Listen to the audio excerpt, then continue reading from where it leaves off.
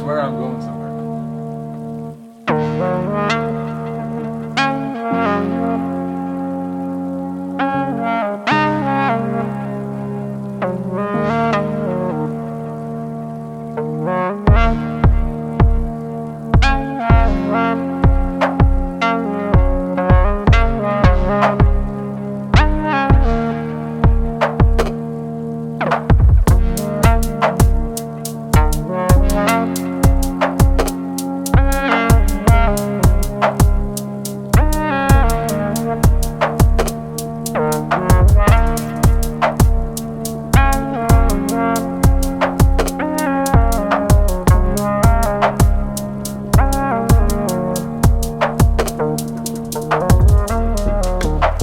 What's up, good humans? This is gonna be a little talk about writing with music.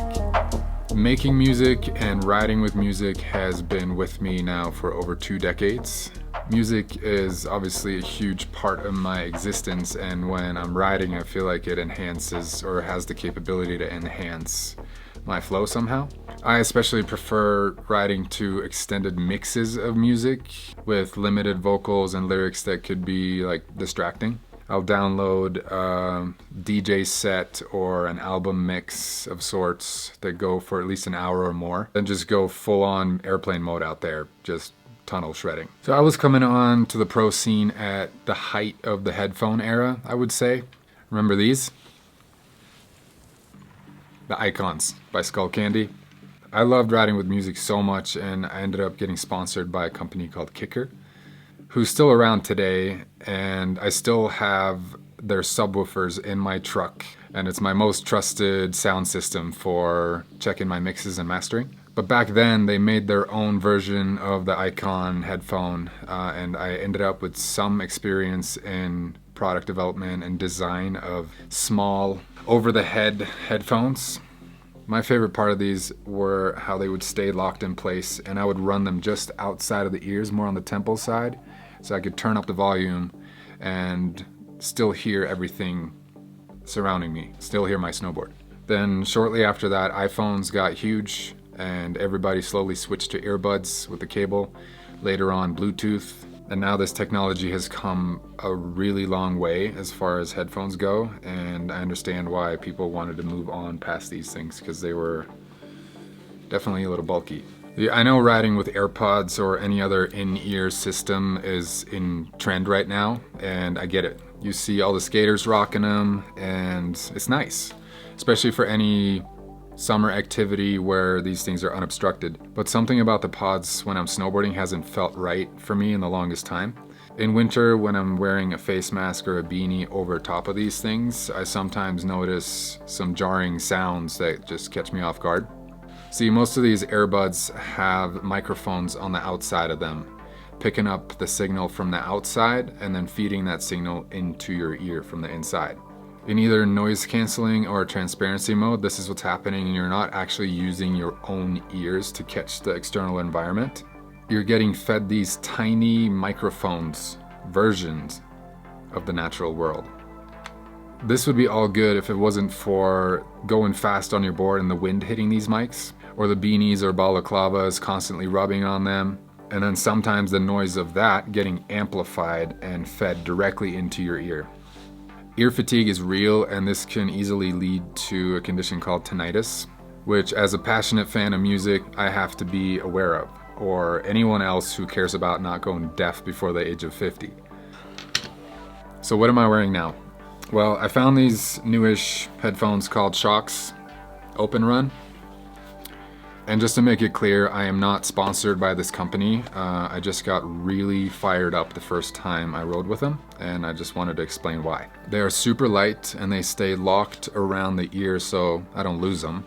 But most importantly, they don't go directly into the ear. They stay right here, feeding what I would consider great sound quality into my ear from the outside, so I can crank it and still hear the subtleties of the wind or the natural environment and my snowboard with my own ears. And even better, I know this is starting to sound like an ad now, but when my beanie and goggles are over top of these, gently pushing them a little closer, it works as a natural bass enhancer. And if you know any of my music at this point, you've probably picked up on that I care deeply about the soothing rumble of the bass.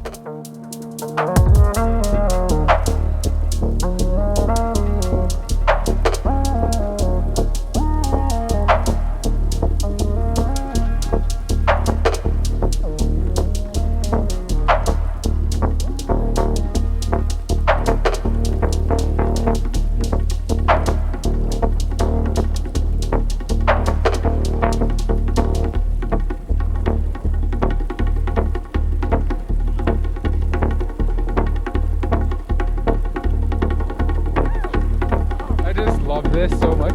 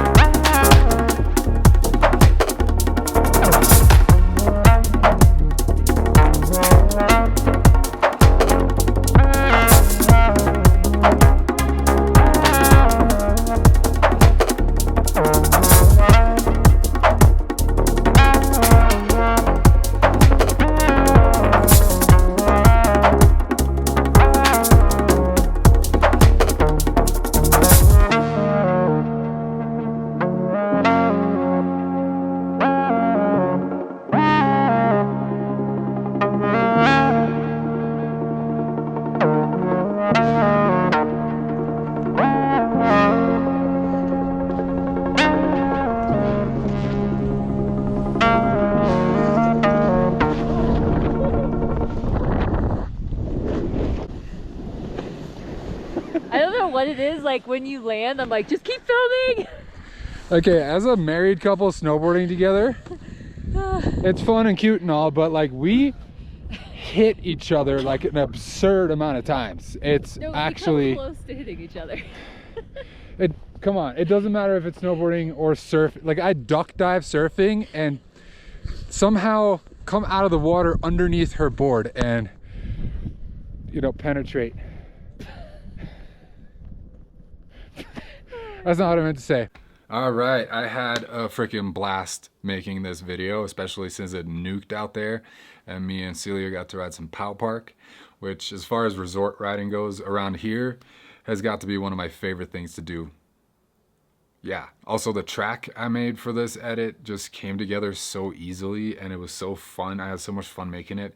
And it started hitting me in the feels. It's gotta be, I gotta put this in the vault for a later EP or something like that. And speaking of EPs, I know there's quite a few people who's been asking when the songs and the music for Return is coming out, and it is ready. I'm just working on some cover art for it, so that will be dropping very soon. Just because you can't Shazam any of those songs because they're not released yet, but they're coming. Also, feel free to comment below as far as riding with music goes.